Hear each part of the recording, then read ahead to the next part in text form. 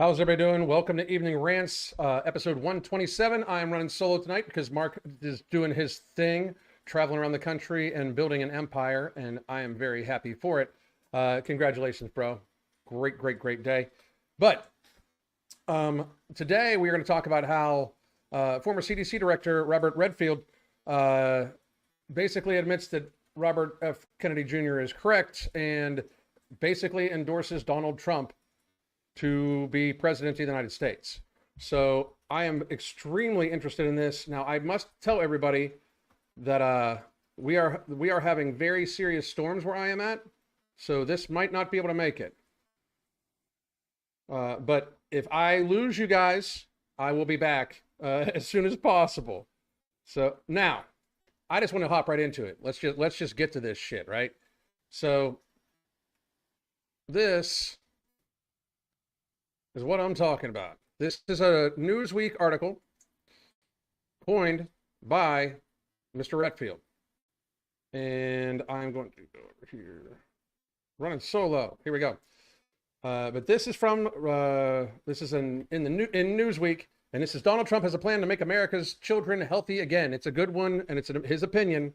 But this is, again, the opinion of the former CDC director, which, by the way, Robert Redfield, I believe, was the CDC director that insisted upon the nomenclature on the CDC website that stated that approximately 5% of patients that had the vid passed away of the vid, and the other 95% passed away with it for other serious comorbidities over the age of life expectancy. So, because that is, again, on the CDC website, which means basically, you know, less than the seasonal flu. Anyway, it's just facts. It's on the CDC website. It's on the World Health Organization website. It's on the NIH website. It's just facts. Get there faster, dumb fucks. Anyway,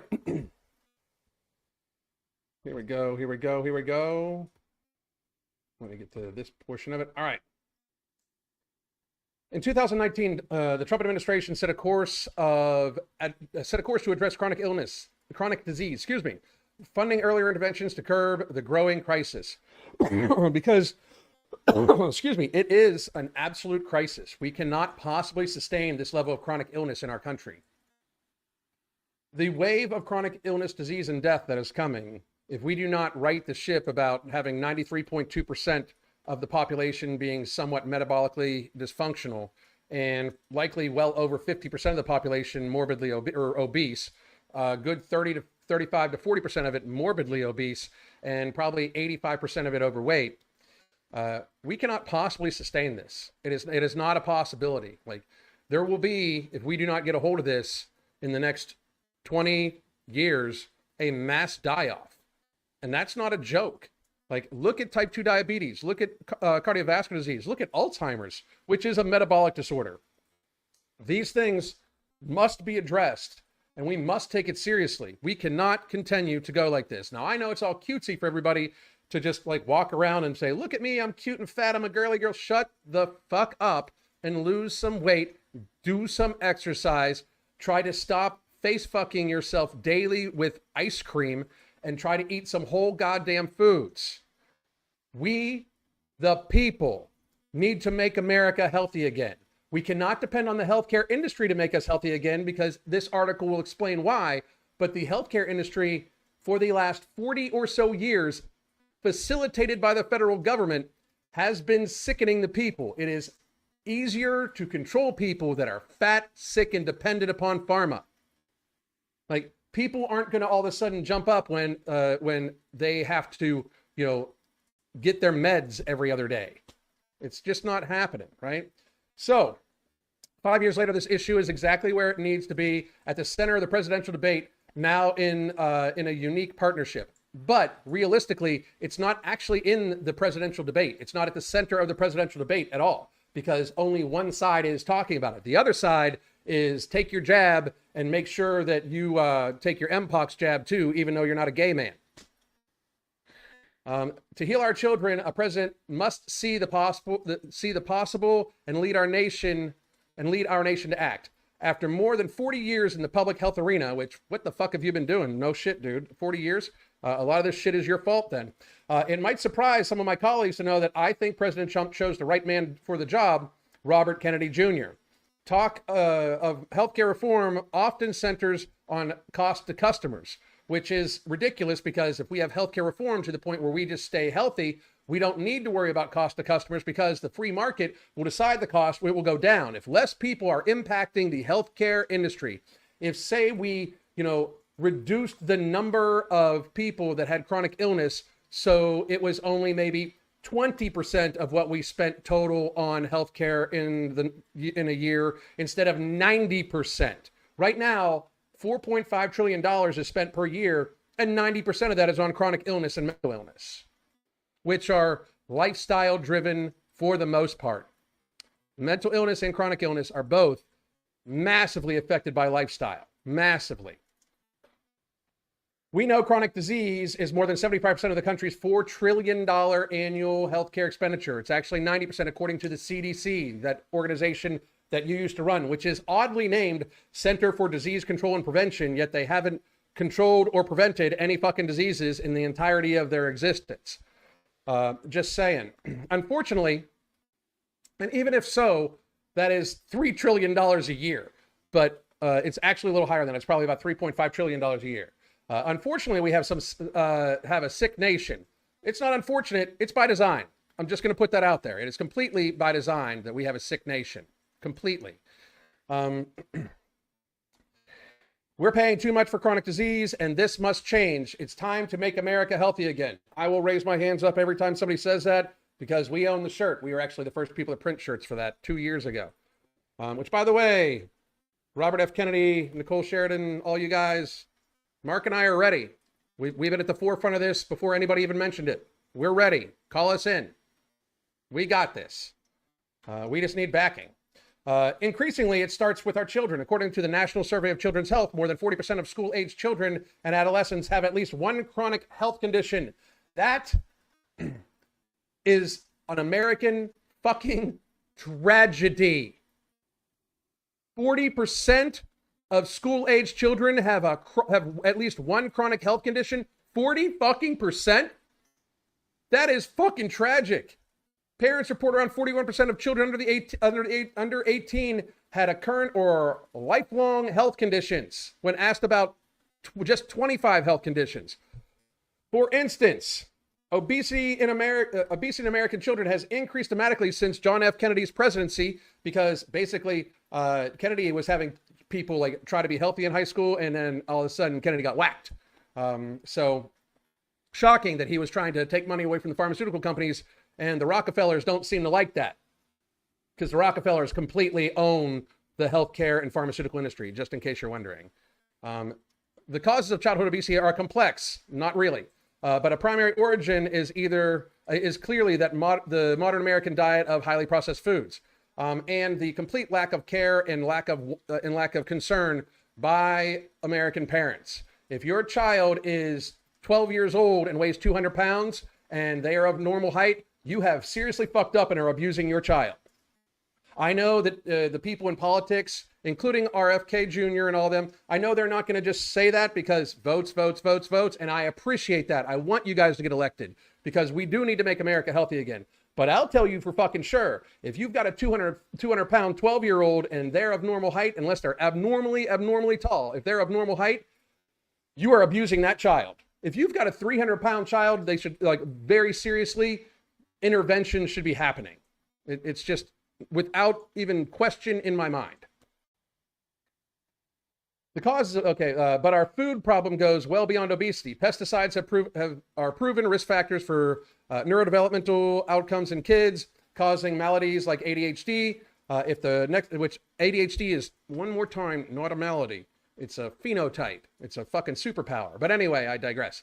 If the next president prioritizes the National Institute of Health to identify which exposures are contributing to the spike in chronic diseases in children, we will finally find out and end what is slowly destroying our children. How about this? How about we stop marketing sugar to children? Sugar is an addictive, ultra-processed substance, and it is almost completely marketed to children. Children should not be ingesting processed sugar. We should treat processed sugar with the same care that we treat drugs with. We should treat processed sugar like we treat alcohol, with that much care. If you ingest it, great, but no, it's not healthy for you. But instead, they've convinced everybody that it is somehow healthier. That, like, somehow processed sugar is healthier than steak. I'm sorry, but you have to completely turn off your fucking brain to the point where you would drown in a fucking rainstorm by looking up to see where the water is coming from if you believe that shit. It's just so next level idiotic that I can't wrap my head around it. Another thing about it is maybe we should make our children, you know, I don't know, exercise more. Maybe we should stop worrying about whether our children want to have, you know, puberty blockers, and we actually try to get them to, I don't know, exercise and shit. Maybe we should get our kids out in the fucking sun so they can get some vitamin D so their immune systems build up healthy and robust. And above all, maybe we should stop injecting them with what is like 70 or 80 injections by the time they're 18 to prevent illnesses that most of them will never even come in contact with. Like, can anybody explain to me why children under the age of 1 receive the hepatitis vaccine for a sexually transmitted disease? Anybody? Just weird. And also, the National Institute of Health is not the National Institute of Health. The National Institute of Health is the National Institute of Money Laundering for people like Fauci from the pharmaceutical industries.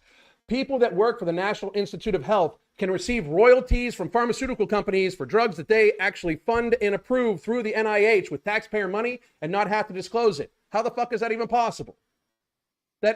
We worry about organized crime. That's gangster. The healthcare industry is the most organized crime on the planet. Drug dealers and fucking criminals, you know, racketeering, the whole fucking nine. So, but when we know the causes, our federal government must be ready to fix the problems. Due to increased special interests and corporate influences on our federal agencies, prospects of national success are quite dim unless public trust is firmly reestablished. Without public trust, our nation cannot effectively impact public health. If you trust the healthcare industry right now, again, you're one of those people that's going to drown in the rain by looking up to see where the water's coming from. No shit.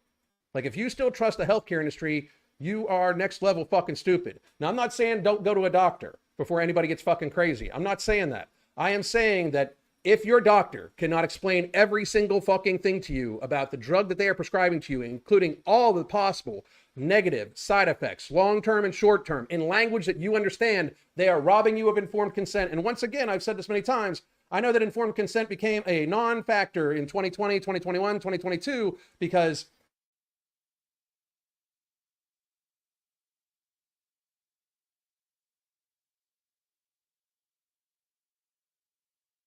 way that they did not disclose to you or make it so you fully understand. Hire a lawyer, sue the fuck out of the doctor, sue the fuck out of the doctor's hospital that they're associated with, and get paid, because they in fact committed malpractice by not giving you informed consent. Reality exists. And I know people are like, oh, that's not how it works. Former healthcare executive. That's exactly how it fucking works. Without informed consent, it's malpractice. Reality exists. Anyway, I bet you I could make it happen in court. I bet you I could make it happen in court. But why should anybody trust the public health? Why should anybody trust public health? I mean, after 2020 and 2021, 2022, why? Why should anybody trust any of the government public health agencies? Why should we trust the CDC? Again, Center for Disease Control and Prevention. They have not prevented or controlled any fucking diseases at all. They've all grown exponentially since its existence. The FDA recalls, I don't know, about a quarter of the medications that they approve after a while because of harm. And also 75% of the funding for the FDA's drug approval division comes from the pharmaceutical industry, because that's not, you know, a conflict of interest or anything like that. Like, the fuck is wrong with you people? Anyway, across a century plus of cozy courtship, the federal regulators have nearly married the regulated, especially in healthcare. Today, private industry uses its political influence to control decision-making at regulatory agencies, law enforcement entities, and legislatures. So he's basically saying that all of these agencies are captured by outside influence, not the people. So he's basically saying that these entities are not working for the people. They are working for the corporations and for the outside private industries. He further goes on to say, Kennedy is right. All three of the principal health agencies suffer from agency capture, which means that they are being controlled by outside influences. It is no longer about your health. It is about profit for these outside agencies. A large portion of the FDA's budget is provided by pharmaceutical companies. NIH is cozy with biomedical and pharmaceutical companies, and its scientists are allowed to collect royalties on drugs NIH licensed to pharma. I have said that multiple times. And as the former director of the Centers for Disease Control and Prevention, which again doesn't control or prevent any diseases, I know the agency can be influenced by special interest groups, likely because you were. But thank you for writing this article. But it doesn't stop at healthcare agencies. The U.S. Department of Agriculture is a captive of industry too, created to help the family farmer and to ensure the wholesome food supply. Today's the agencies often favors large corporations over the interests of small farmers and the public's health, which is insane. Like, he's openly saying that they will put the interests of large corporations in front of public health. That means we should literally dissolve the United States Department of Agriculture. Not to mention, the United States Department of Agriculture is responsible for the food pyramid. And if you can't see that the food pyramid is complete bullshit, again, you're out in the rain, looking up, drowning, seeing where the water's coming from, just like a fucking chicken. But the concept that we fully accept, that we have fully accepted, it's widely accepted that the food pyramid is bullshit. It's been widely accepted as that for a long time. Why the fuck do you trust the government health agencies? Why the fuck do you trust the USDA at all? Why? Because once again, we know it's bullshit. They know it's bullshit. Yet the USDA still releases tons of studies that are funded by private industries that show ultra-processed foods are healthy and okay. They're good. They're good for you. Like, literally, that's what they do. Knowing that ultra-processed foods are the detriment to society right now. To cure our children, we must reevaluate our food choices and the underlying practices of our agricultural sector. No, we just need to delete the CDC, the NIH, the FDA, the USDA. Delete them. There's no way to take these completely fucking corrupt agencies and in some way make them uncorrupt. Like, that is not an even possible fucking thing. It goes too deep. The pockets are too deep. They are too captured.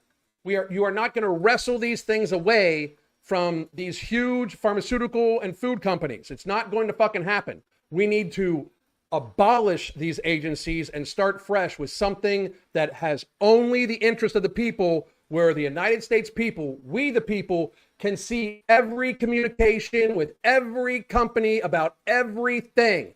If you are a corporation and you want a drug approved for consumption by the U.S. citizens, every citizen should have at their leisure ability to look at all the data for it and ask questions of the agency that approves it and get answers.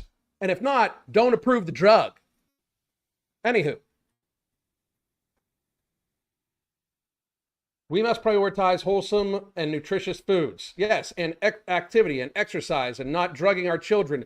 Let's not prescribe Ozempic to 6-year-olds. Let's not prescribe Oxycontin to 10-year-olds. Let's not suggest that 12-year-olds should have bariatric surgery. Let's not suggest that little girls at the age of 10 should go on birth control. Let's not suggest that children are okay taking puberty blockers. Let's not suggest that children should stay inside all the goddamn time, not go outside and play. Let's not do that.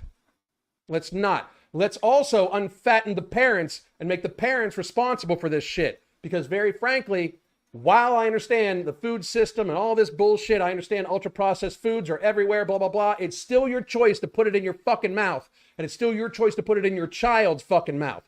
Rice and beans are cheap as fuck, people. And they're not ultra-processed. Get a little bit of ground meat, rice and beans. And if you can't afford anything else, there you go. Nutritious meal that will feed your family for cheap. That's not ultra-processed. Get there faster.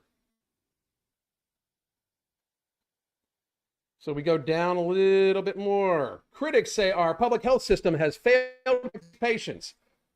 It's because they fucking have. I mean, especially children. I must agree. Good. And I'm even more frustrated that it's gotten steadily worse during my career. Food pyramid, government capture, all that shit.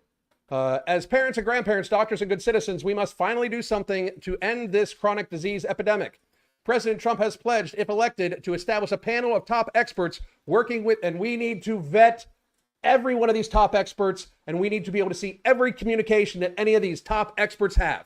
While I do like Kennedy and I am going to be voting for Trump, trust nobody. We, the people, don't need to trust our officials.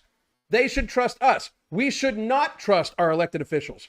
Our elected officials should prove to us everything that they do. There should never be a time where they keep secrets from us, especially about our own fucking health. Remember when the FDA wasn't going to release any of the data from the jibby jab for like 75 fucking years? Fuck that. Fuck you, motherfuckers. Give it to us that day before it goes in one fucking arm, you pieces of shit.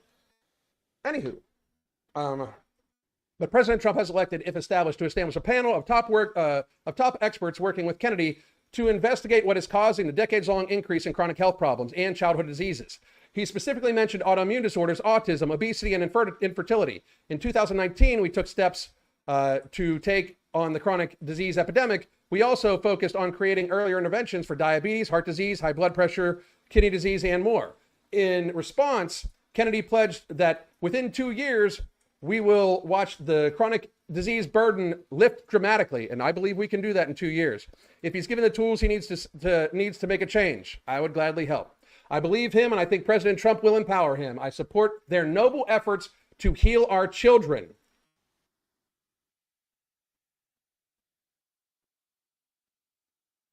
That's fucking crazy. The exorbitant cost of failing health of our kids, the needless suffering and death can be ended by a Kennedy Commission on childhood chronic disease. And the vast burden of chronic disease that now demoralizes and bankrupts our nation can disappear. The key is to see the possible and lead our nation to act. And I wanted to thank Dr. Robert Redfield for this. I have been a very serious, staunch critic of yours because you fucking deserved it, by the way, when you were running the CDC in 2020. But I can honestly say that I do believe that this is a step in the right direction. At least it's being talked about. Now, here's my worry, is that if the election doesn't go well, it's going to be even worse. It's going to be all ultra-processed foods, and they're going to shut down, like, they want to shut down small farmers. Frankly, we should be subsidizing small farmers, not the sugar industry. Does everybody realize that the sugar industry is subsidized by like $5 billion taxpayer dollars a year? The sugar industry. The sugar is an addictive substance, again, that we market to children. And we subsidize that shit. We also subsidize the grain industry, which we don't need to be doing. We should be subsidizing the beef industry. We should be subsidizing, small local farmers. We should be enabling small local farmers to sell their goods right from their farm.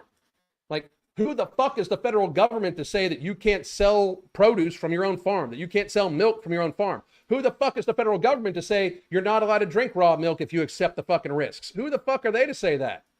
The federal government, one more time, for everybody that's ever missed me say this, the federal government should not be ruling over us. The federal government has 3 fucking jobs. That's the only 3 jobs, and they're not doing the 3 fucking jobs. Secure the border. Our border is wide open. We should have removed everybody from office the second the border opened, because if you refuse to have a closed border, if you refuse to do your job as the federal government, then we don't need you as the federal government. We need a government that will follow the Constitution and keep our border closed. They should provide in common defense.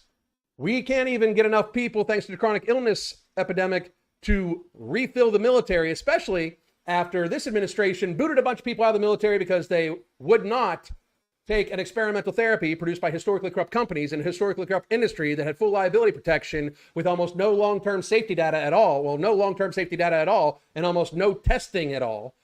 That they didn't even want to release the information for, because the actual information on the studies that was done by these historically corrupt companies and this historically corrupt industry showed that this should have never been approved, not even for emergency use, yet alone the fact that there was no emergency to justify the emergency use, because there was many, many, many other preventatives and early treatments, which voids the possibility of an emergency use authorization. But anyway, and the third one is to protect our rights from infringement by the states.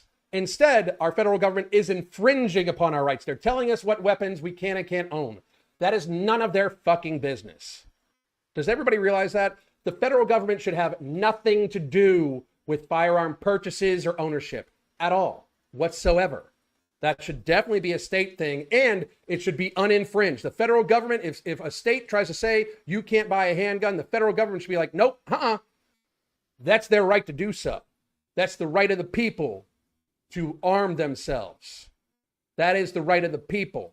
That's what the government should be doing. The government should be making sure that if a social media entity tries to stop a certain line of speech because they don't like how a person says something, the federal government should be stepping in and saying, no, freedom of speech exists. You have to let them have their say, and you can't suppress them because that is still infringing upon their free speech.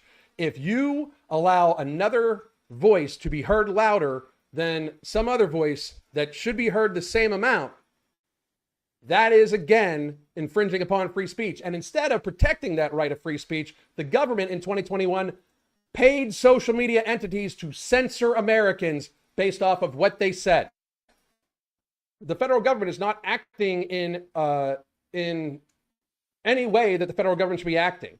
And everything else, by the way, besides those three things, everything else is unconstitutional. Every single fucking thing else. We don't need an IRS. Do a flat sales tax. And if it doesn't produce enough money, spend less.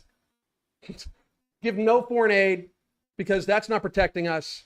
Like, are we actually pretending that we need to pay like fucking 40, 50% of our income to the federal government and they still need to keep borrowing money every like trillions of dollars a year to fucking operate? Wake the fuck up. For fuck's sake, wake the fuck up, people. It's insane to me that that is still an actual fucking issue. It's insane. We don't need the ATF. ATF is completely, and I mean completely, unconstitutional organization. Who is the government, the federal government, to say you can't, to regulate your alcohol, your tobacco, or your firearms? Who are they to fucking regulate any of your drugs? States can say, hey, that drug's illegal in this state. I have no issue with that. The federal government, we don't even need the federal government to step in because it's not in the scope of what they should be doing.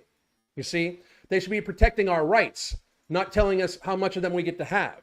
Now, don't get me wrong. I don't really think that people should be using drugs all the time or at all, but if a person wants to fucking fuck themselves up and they're willing to take the fucking responsibility for their actions, fuck yourself up. Don't expect us to pay for it, because that's another thing too.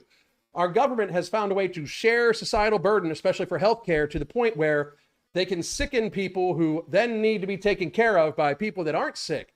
So if you are a healthy person who has no comorbidities, such as myself, my healthcare insurance barely gets used. However, a person that is chronically ill from their own lifestyle habits, basically face fucking themselves with ice cream every day, some of our insurance money goes to pay for their care because that's the good thing to do and the greater good. Fuck the greater good.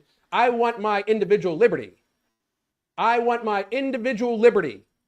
My individual liberty means you take care of you, I take care of me, and we will take care of the country together. But me having to take care of you because you refuse to stop fucking face fucking yourself with food, that's bullshit.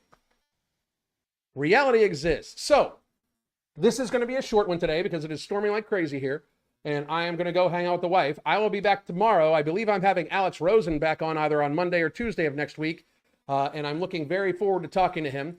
I hope all of you have a fabulous evening. My name is Alan Roberts, and I am going to leave us off